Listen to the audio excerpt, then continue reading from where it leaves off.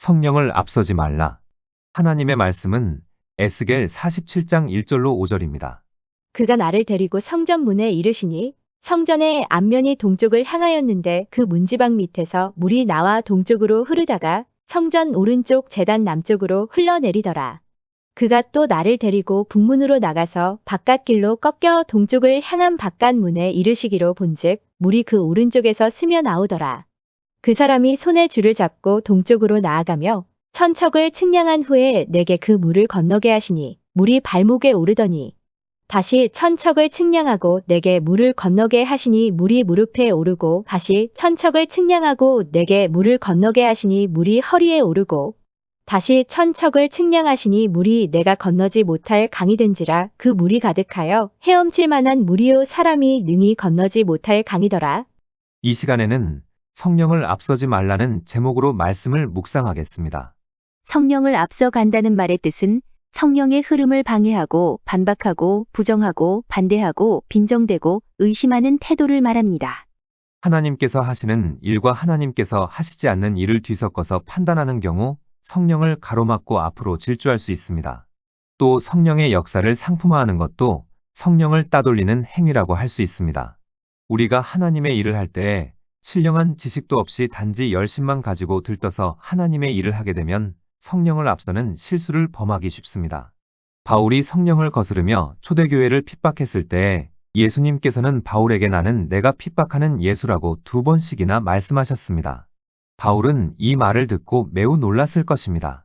왜냐하면 바울은 그리스도인들을 잡아들이는 것을 하나님이 주신 사명으로 알고 행했기 때문입니다.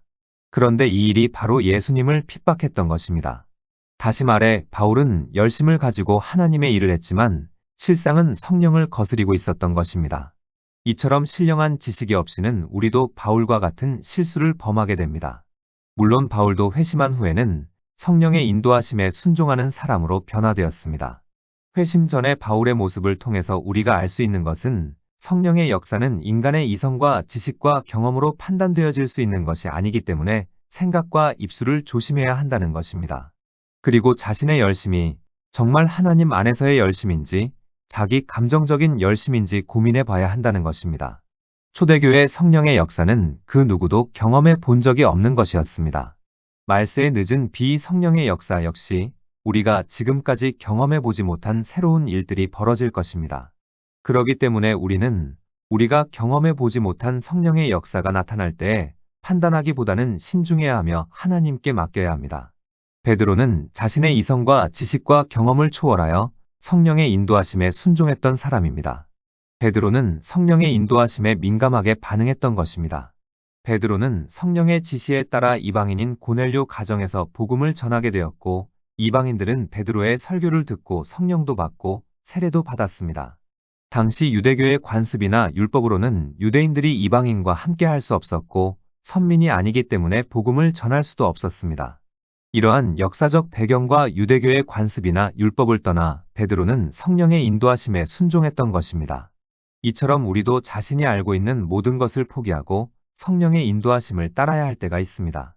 이성과 지식과 경험으로는 이해할 수 없고 손에는 잡히는 것 없고 눈에는 보이는 것 없을지라도 성령의 음성과 영감과 감동에 순종해야 하는 것입니다. 순종을 하되 끝까지 순종해야 합니다. 그러기 위해서는 성령의 이끄심에 민감해야 합니다. 처음에 순종하고 중간에 변질되어 하나님께 버림받은 사람들의 이야기가 성경 곳곳에 나와 있습니다. 인간적으로 생각하면 인생의 기로에서 크나큰 모험을 해야 할 때도 있습니다. 세상적으로 좋은 것들을 포기하고 하나님의 뜻을 따를 때는 결단이 있을 때 가능합니다. 베드로는 한때 예수님을 좌지우지하려 했던 사람이었지만 성령을 받고 나서는 변했습니다. 더 이상 성령을 조종하려 들지 않았고 성령의 움직임에 민감하게 반응을 보이면서 성령의 인도하심에 순종하는 사람으로 변했던 것입니다. 하나님보다 앞서가면 안 된다는 것을 베드로는 깨달았던 것입니다. 이방인에게 복음을 전한 문제를 놓고 베드로를 책망하려 했던 지도자들조차도 성령께서 행하시는 모든 일에 대한 이야기를 듣고서 경의를 표했습니다. 그리고 유대 기독교 지도자들은 이방인을 구원의 반열에 포함시키기로 결정했던 것입니다. 우리도 변해야 합니다. 신앙이 미숙할 때에는 성령을 거스리고 자기 마음대로 했다 할지라도 이제는 성령께서 자신을 이끌어 가시도록 해야 하고 성령의 음성과 영감과 감동을 이해할 수 없다 할지라도 순종하는 성숙한 그리스도인이 되어야 합니다. 노아의 방주에는 배의 방향을 조정할 수 있는 키가 없었습니다. 자동차로 말하면 운전대가 없었다는 것입니다. 우리의 상식으로 생각하면 키가 없는 배, 운전대 없는 자동차는 쓸모가 없습니다. 그런데 이것은 무엇을 상징할까요? 노아의 방주를 인도하는 것은 하나님이라는 것입니다. 만약 노아가 방주의 키를 만들었다면 칠흑 같은 폭풍우 속에서 파산하고 말았을 것입니다. 그런데 우리는 각자 자기 인생이라는 방주의 키를 만들고 자신의 생각대로 방향을 조정하며 갑니다. 어둡고 악한 이 세상에서 우리는 단 1초 후의 일도 알지 못합니다. 그런데도 우리는 모든 것을 아는 것처럼 각자 자기 인생의 운전대를 잡고서 앞으로 나아갑니다. 이것부터 우리는 철저히 회개해야 합니다. 말로는 우리 인생의 주인은 하나님이라고 하면서 실상은 자신이 주인이 되어 키를 잡고 있는 것입니다. 우리는 자신이 주인 되어 살아왔음을 회개하고 이제부터라도 하나님의 인도하심에 맡겨야 합니다. 그리고 노아의 방주에는 위로난 창이 있었습니다. 이것은 우리가 잘 아는 대로 하나님만을 바라보라는 상징입니다. 그런데 우리는 방주 옆에 창문을 내어 하나님보다는 세상을 바라보며 살아갑니다.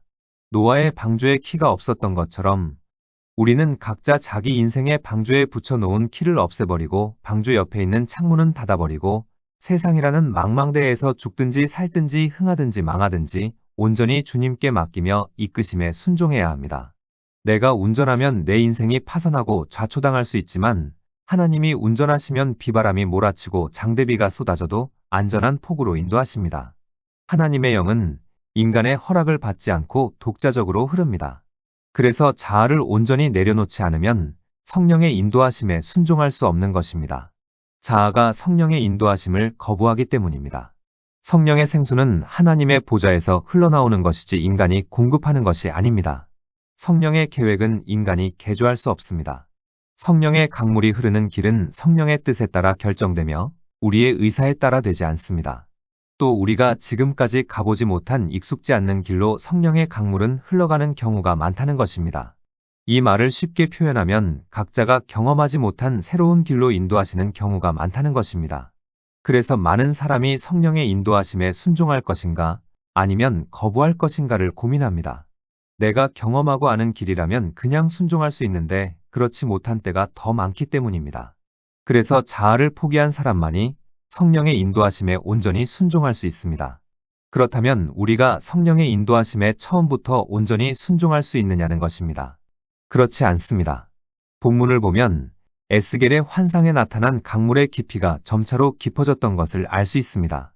이 강물은 하나님의 은혜의 보좌로부터 흘러나오는 생명의 강으로 처음에는 발목에 차오르고 다음은 무릎까지 차오르고 그 다음은 허리까지 차오르고 마지막에는 물이 키를 넘었습니다. 이것은 성령의 영향력이 우리를 압도했다는 것으로 우리 마음대로 성령을 통제할 수 있는 상황을 벗어나 성령이 우리를 완전히 지배했다는 것입니다. 처음부터 머리를 넘는 깊이의 물로 시작하지 않았습니다. 처음에는 발목에 찰랑거리는 물로부터 시작하여 서서히 무릎까지 그리고는 허리까지 차오르고 그리고 키를 넘은 것입니다. 점차적으로 차오르는 것은 우리가 성령의 영향력에 적응할 시간을 주는 것입니다. 이러한 과정이 없이는 온전히 성령께 굴복할 수 없기 때문입니다. 성령이 거세게 흐를 때에 우리는 성령을 가로질러 앞서갈 수 없습니다. 즉 물이 우리의 키를 넘는 시점에 이르면 우리는 모든 것을 하나님 앞에 내려놓고 만사를 성령의 흐름에 맡기게 됩니다. 바로 그때가 우리의 걱정, 근심, 염려, 운명 등 이 모든 것이 전능하신 하나님의 권능의 손으로 옮겨지는 결정적인 시점입니다. 성령의 사람은 성령에 의해서 결단의 바닷가로 내몰리는 경우가 종종 있습니다. 모든 것을 맡기고 물로 뛰어들어 시험을 통과할 것인가? 아니면 두려움에 몸을 사리면서 그 자리에 얼어붙어 버릴 것인가? 아니면 허리까지만 차는 곳에 머물면서 더 앞으로 전진하기를 거부하고 땅바닥에 붙어 있을 것인가? 선택은 각자가 하는 것입니다. 많은 사람이 오랜 학대와 좌절의 삶에서 또 자신의 현실에서 벗어나기를 갈망합니다. 그러려면 결단을 하고 하나님의 은혜의 강물로 뛰어들어야 합니다. 키를 훌쩍 넘는 물로 뛰어들면 처음에는 죽을 것 같지만 조금 있으면 성령의 부력이 온몸을 떠받쳐 올려주는 것을 경험하게 됩니다. 죄와 세상과 사단을 우리의 힘으로, 이성과 지식과 경험으로 이기려고 하면 실패하게 됩니다. 그러나 성령이 우리를 지배하면 그냥 이기게 됩니다. 문제는 이 단계에 이르려면 자아를 온전히 내려놓아야 하는데 그렇게 만만치 않다는 것입니다. 습관화된 죄나 잘못된 습관이나 모난 성품을 자신의 힘으로 고치려 하면 100번 결심해도 100번 실패하게 됩니다. 그러나 성령의 영향력이 온전히 나를 지배하면 습관화된 죄나 잘못된 습관이 나도 모르게 사라지고 모난 성품도 변화됩니다. 그러므로 우리는 습관화된 죄나 잘못된 습관이나 모난 성품으로 고민하지 말고 기도하며 성령의 도우심을 구해야 합니다. 왜 하나님은 우리를 극한의 한계까지 몰고 갈까요? 우리는 아무것도 할 수 없고 오직 하나님만이 하신다는 걸 깨닫도록 하기 위함입니다. 이것을 온전히 깨닫지 못하면 사단이 파놓은 교만이라는 함정에 빠지고 맙니다. 우리가 인생을 살면서 하나님의 길을 가려고 할 때 가족이, 사랑하는 사람이 또는 다른 누군가가 나는 당신이 필요합니다. 나를 버리지 마세요. 나와 함께 여기에 머물러 있어 달라고 애원하는 경우가 있습니다. 그러면 마음이 두 갈래로 갈라집니다. 하나님의 길을 가기 위해 은혜의 강물로 뛰어들 것인가? 아니면 주변 사람들의 만류하는 말을 들을 것인가? 고민할 수밖에 없습니다. 그러나 누가 매달리든지 어떤 사람이 간청하든지 우리는 이를 뿌리치고 성령의 인도하심을 따라 길을 가야 합니다. 일단 은혜의 강물에 둥둥 떠다니며 우리가 먼저 자유롭게 되어야만 우리에게 매달리는 사람을 진정으로 도와줄 수 있기 때문입니다. 보통 하나님의 길을 가려고 할 때 발목을 잡는 사람은 주로 가족의 일원입니다. 예수님은 이러한 유혹을 뿌리쳐야 함을 이미 말씀하셨습니다. 누가복음 14장 26절에 물은 내게 오는 자가 자기 부모와 처자와 형제와 자매와 더욱이 자기 목숨까지 미워하지 아니하면 능히 내 제자가 되지 못하리라. 미워해야 한다고 하는 것은 아버지, 어머니, 남편, 아내, 자식, 형제자매를 진짜 미워하라는 말이 아니라 하나님께 보이는 태도와 비교하여 상대적인 무관심을 보여야 한다는 말입니다. 예수님은 하나님께 연결된 끈보다 더 강하게 묶인 끈들을 잘라내시는 분이십니다. 그러기 때문에 어떤 대상이 하나님과 나 사이에 끼어 있어서는 안 되는 것입니다. 하나님보다 앞세우는 것은 그것이 유형이든 무형이든 우상이 되는 것이기에 하나님께서는 그것을 반드시 제거하시는데 그것을 제거하시는 동안 우리는 긴 고통과 절망의 터널을 지나게 됩니다. 다음은 간증입니다. 전생애를 통해 나는 바닷가에서 들려오는 그 소리를 들었다. 강제로 듣지 않으면 안 되는 그런 종류의 소리였다. 그것은 내가 그렇게도 사랑하던 어떤 한 사람에 관한 소리이다. 나는 그 사람의 삶에 대하여 지나치게 책임감을 느꼈기에 결국 정신병적인 증세까지 보이게 되었다. 그 사람이 행복해하지 않으면 나도 기분이 나빠졌다.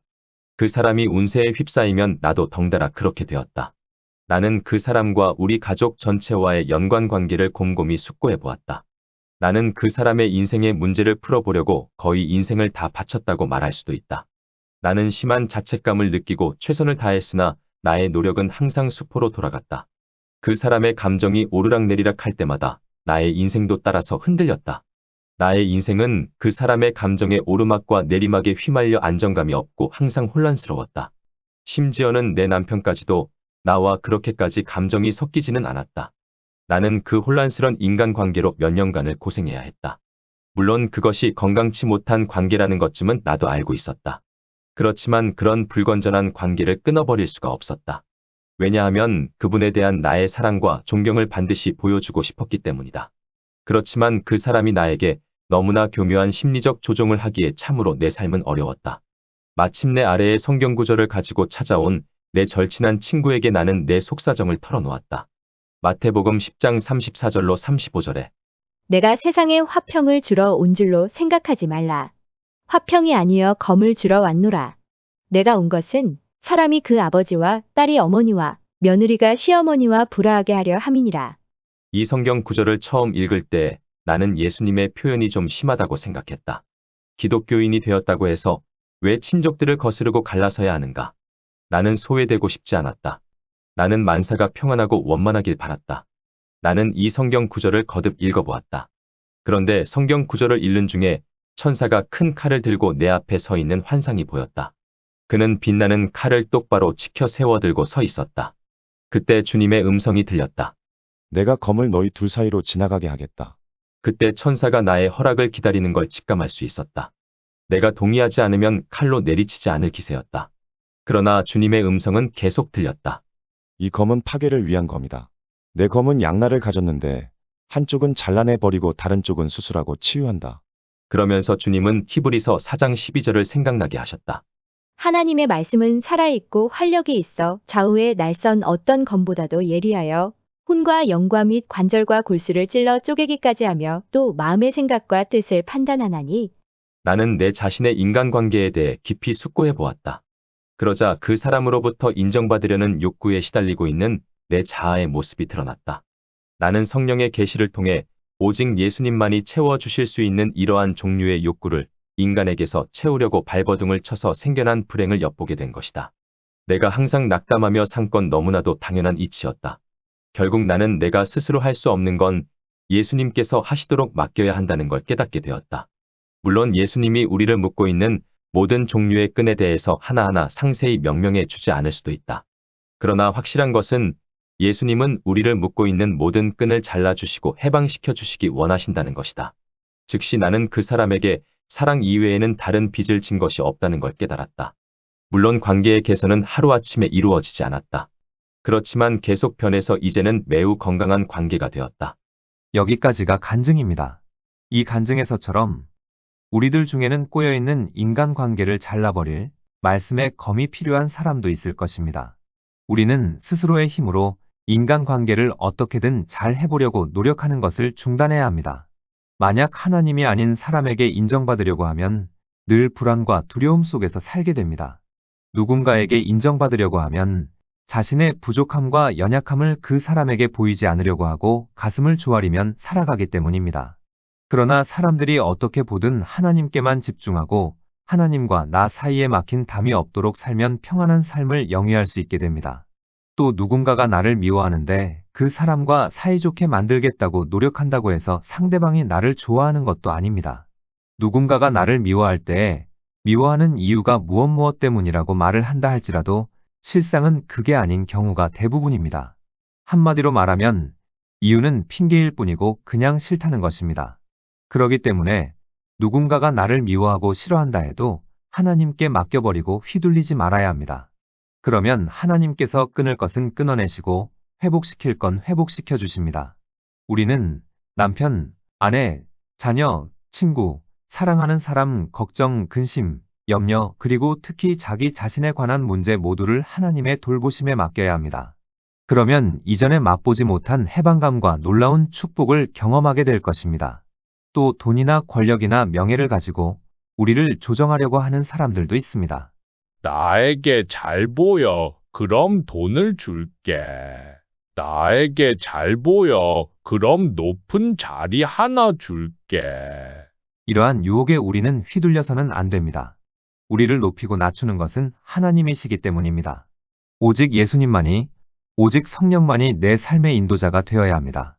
우리는 하나님 앞에 모든 걸 내려놓고 삶의 통제권을 하나님께 옮겨드려야 합니다. 그리고 다른 사람이 자신의 인생을 가로막거나 붙잡도록 허락해서도 안 됩니다. 또 하나님만이 채우실 수 있는 것을 다른 사람으로 하여금 채우도록 해서도 안 됩니다. 만약 잘못된 인간관계가 있다면 회개하며 정상적인 관계로 회복되도록 기도해야 합니다. 잘못된 혼의 묶음으로 인하여 불편하고 얽매인 관계가 형성된 사람이 있다면 그 사람과 정신적인 얽매임을 말씀의 검으로 잘라내야 합니다. 그래서 하나님과 나 사이에 그 어떤 것도 끼어들지 못하게 해야 합니다. 그리고 자신의 일생을 하나님께 맡기듯이 상대방도 하나님께 맡겨야 합니다. 기도하시겠습니다. 창조주 하나님, 이 시간 겸손한 마음으로 주 앞에 나아갑니다. 성령의 흐름을 방해하고 반박하고 부정하고 반대하고 빈정대고 의심했던 우리를 용서하여 주옵소서. 이제부터는 성령께 민감하게 반응하고 순종하는 지혜로운 자가 되게 하옵소서. 예수님의 이름으로 기도드립니다. 아멘. 하나님께서는 내 형편이 어떠하든 내 신분이 무엇이든 무슨 죄를 지었든 변함없이 나를 사랑하십니다.